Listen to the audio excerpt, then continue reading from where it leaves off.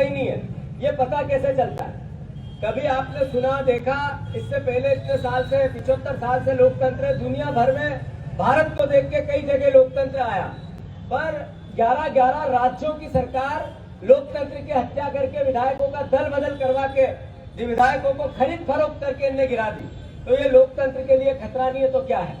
आप देखो कि जो लोग खरीद गए, बिक गए, चले गए, अगर एक हथियार ये है काम आ गया तो ठीक, अन्यथा फिर विधानसभा में जो लोग बोलना चाहते हैं, लोकसभा में जो लोग बोलना चाहते हैं, उनको कैसे रोका जाए, उसको लेकर सीबीआई और ईडी का उपयोग किया जाता है, उसको लेकर सरकारी संस्थाओं का उपयोग किया जाता है।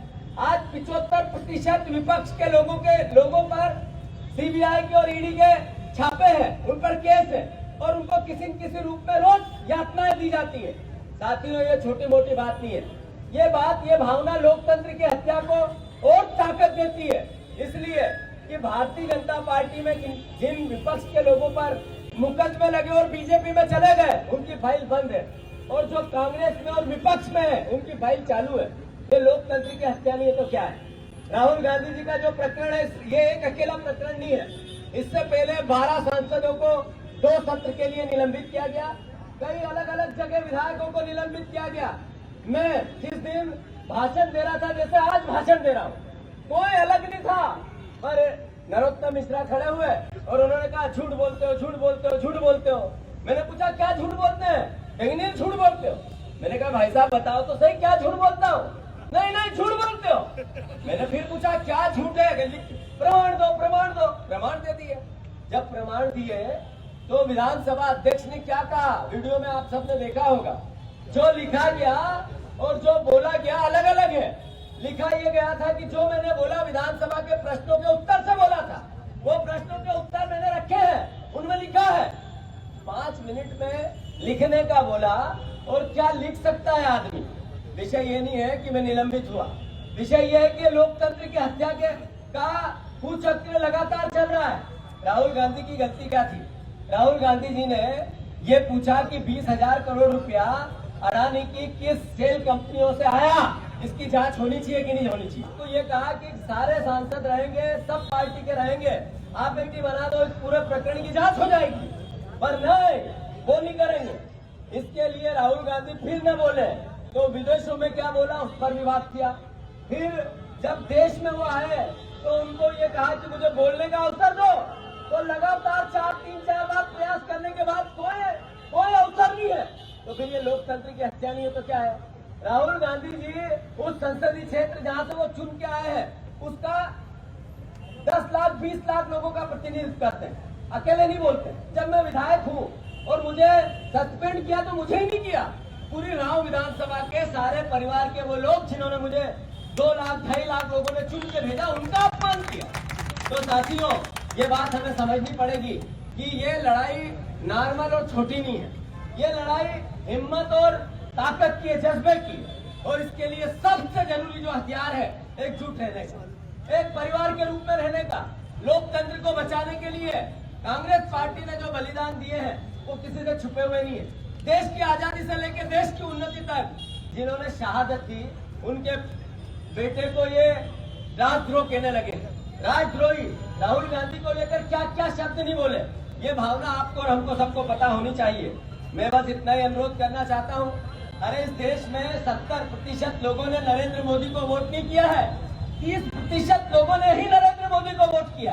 तो जो 70% लोगों जो प्रतिनिधित्व करते हैं वो सवाल नहीं करेंगे, वो ये नहीं पूछेंगे कि आपकी ये कमियां हैं, वो ये नहीं पूछेंगे, निंदा नहीं करेंगे कि मोदी जी आपने 2 करोड़ रोजगार का कहा था क्या हुआ, किसानों की दुगनी आय का कहा था क्या हुआ, आपने $5 ट्रिलियन की अर्थव्यवस्था का कहा था क्या हुआ।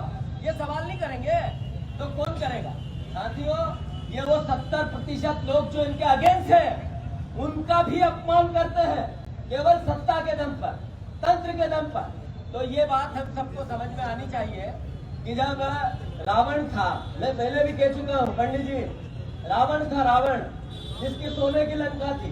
सोने की लंका मतलब धनाढ्य था, और राजा छोटा मोटा नहीं था। राजा ऐसा था कि भगवान शिव ने कहा कि तुम मर ही नहीं सकते हो, अमर हो, मतलब बिना मरने वाला राजा। उसको ये याद था मैं मरूंगा ही नहीं कभी। और छोटी मोटी बात नहीं थी। उस समय एक अकेली हवाई जहाज उसी के पास थी, दूसरे के पास थी भी नहीं। मतलब आप जमीन से एक ही आदमी उड़ता हुआ दिखता था। उस रावण का भी अहंकार एक वनवासी राम ने बानरों के साथ लेके, आदिवासियों को साथ लेके कर दिया है। तो आप तो इतने बड़ी फौज और इतना बड़ा देशभक्ति का जज्बा कांग्रेस पार्टी के पास है।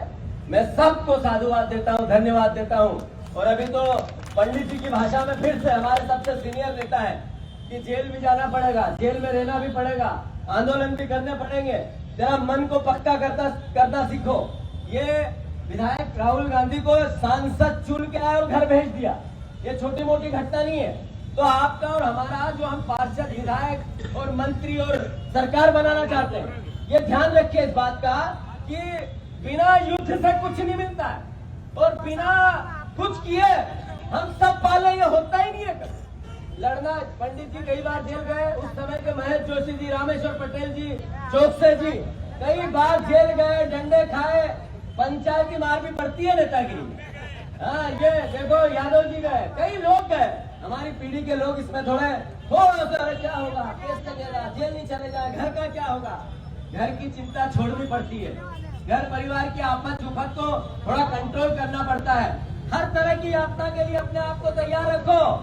100% नरेंद्र मोदी हारेंगे, 100% हारेंगे, कोई रोक नहीं सकता। फिर चाल बताती है कि गाड़ी कहाँ जाने वाली है, चाल बता रही है कि ये टकराने वाले हैं। राहुल गांधी को सस्पेंड करना, निलंबित करना, सारे विपक्ष के लोगों को भ्रष्टाचारी कहना, देश में किसी की सुनना नहीं, जो बोलेगा उसको अलग अलग तरीके से तांत्रिक क्रियाओं के साथ ठीक करते हैं। तो इसका मतलब है उनका अंत होने वाला है।